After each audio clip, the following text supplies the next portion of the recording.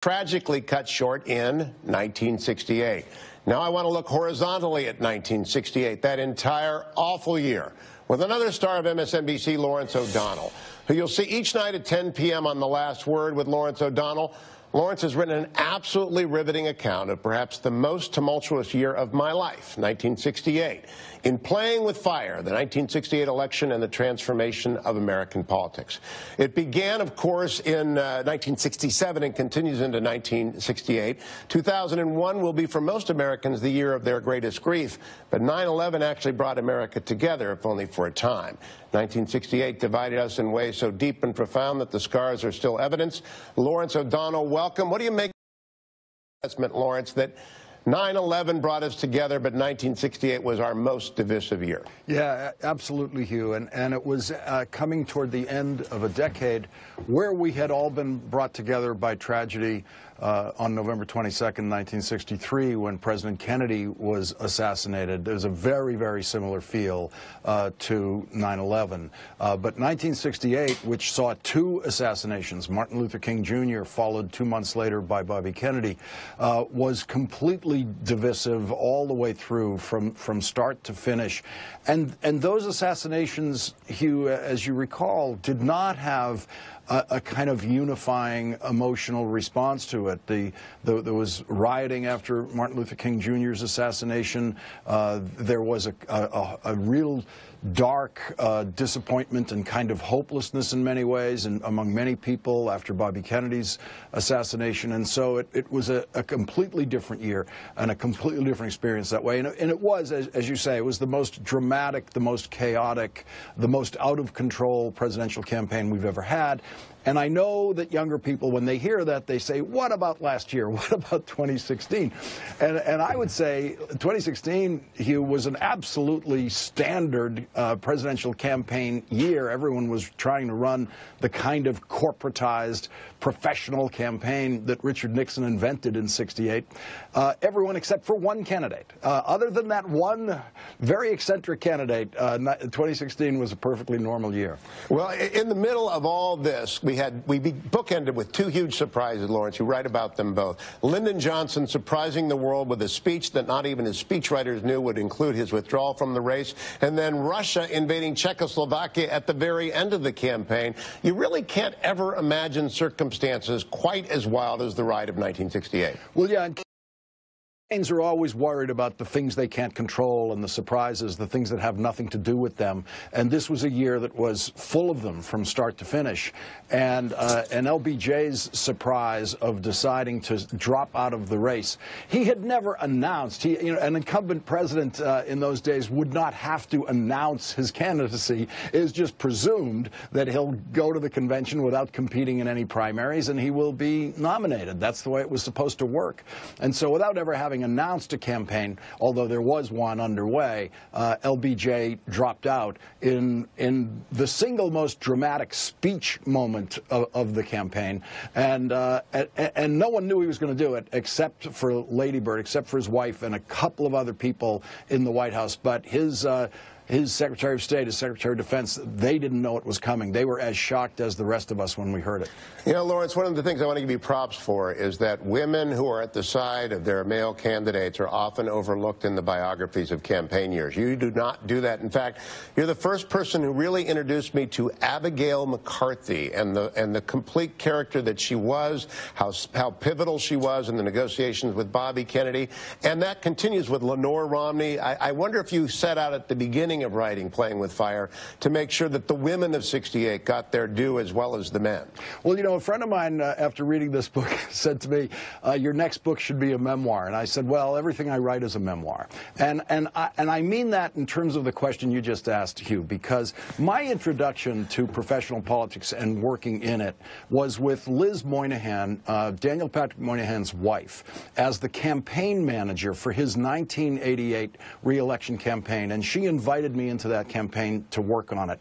And I was never, in the writing of the book, Hugh, consciously trying to emphasize the role of the wives, but that was my entry into the way I at this world in real life in the first place, and so it's a natural place for me to go. I understand their importance. I understand how much they mean to the candidate. I know what the spouse's role is when it's all the way to the point of an active campaign manager, which Abigail McCarthy almost was from time to time, and the others. And I know what they go through in terms of what they endure. They feel every blow that the candidate gets hit with. It's an extraordinary role they have, and an important role. Now, your years of writing West Wing have come through here because you do the plot pointing of Chicago. I want to play a little bit of audio here of Abraham Ribicoff, the senator from Connecticut, from the front of the Chicago Democratic Convention in 1968. Give a listen. As I look at the confusion in this hall and watch on television the turmoil and violence that is competing with this great convention for the attention of the American people, there is something else in my heart tonight, and not the speech that I prepare to give. And with George McGovern as President of the United States, we wouldn't have to have Gestapo tactics in the streets of Chicago.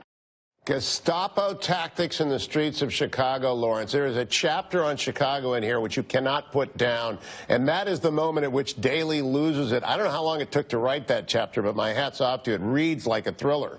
Yeah, and Daley is a fascinating character because, as I discovered in the research and as I tell the story in the book, Richard Daley, the tough mayor of Chicago who cracked down on the protesters truly viciously and was later judged to basically have managed a police riot. The blame was laid mostly on the police for what happened there by the commission.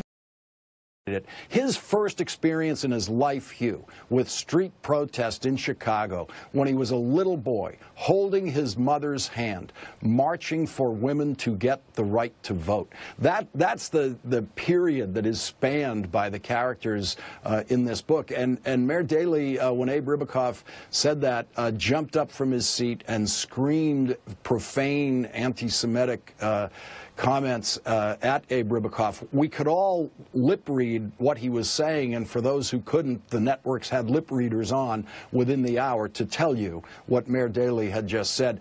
That moment alone, Hugh, would have been the biggest moment of any political convention since then, and it was just one of the things that happened on Wednesday night. Well, I hope it becomes a miniseries because I would like to relive it in real time, but I want to close by talking about age marches on unless you are struck down tragically like Dr. King, Bobby Kennedy, or those who died in the riot. Tom Hayden was a friend of mine. I cherish a letter from him telling me to watch my parking meters. He was a friend of yours. He's one of the cast of characters that grow old. 1968 didn't define anyone, but it certainly left a mark on most of the participants therein. Yes, and it's fascinating to see what happened to them afterwards, which I treat in an epilogue. Everyone changed during the 1960s. No one had the same ideas in 1969 about everything that they thought in 1960. There were segregationists in 1961 who were not segregationists by 1968. And then in the decades following the 60s, a lot of the extreme radical ideas that people like Tom Hayden and others had started to moderate, and as you know, Tom Hayden became what he would have described in 1968 as an establishment politician, a member of the California legislature, and a real practical politician, realizing that the only way actually going to achieve anything within politics and government is by that practical approach which Tom Hayden eventually had. Lawrence, a terrific book, but give me 30 seconds, if you will, on Roger Ailes, who opens it and who is now gone from us this year of 2017 as this book comes out. He really started the modern television era. You know, you could argue he's the most influential character in the book. He's a small player in this story because he is lured into politics by Richard Nixon. Ailes was in show business, and Nixon heard Ailes talk about TV one day and decided Ailes knows more about TV than I do, and he pulled Ailes into his campaign. Ailes then elected all the subsequent Republican presidents from Nixon, helped elect them all, and I would argue with Fox News did a tremendous job helping to elect Donald Trump. And I don't know who would be president today were it not for Richard Nixon getting Roger Ailes into politics. The ground zero of American politics today is 1968, and you've written that book. Thank you, Lawrence. The book is called Playing with Fire, the 1968 election and the transformation of American